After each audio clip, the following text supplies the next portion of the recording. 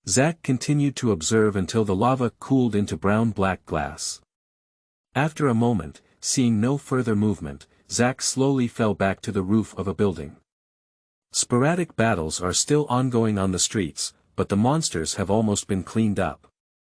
Zack took a deep breath and continuously released the 3-ring spell, which consumed his magic pool immensely.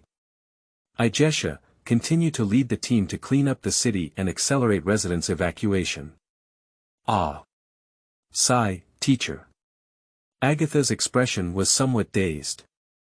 Although she had seen the teacher's official magic before, she was still in a state of shock when she saw such a fierce battle for the first time today. Teacher, isn't the battle over yet?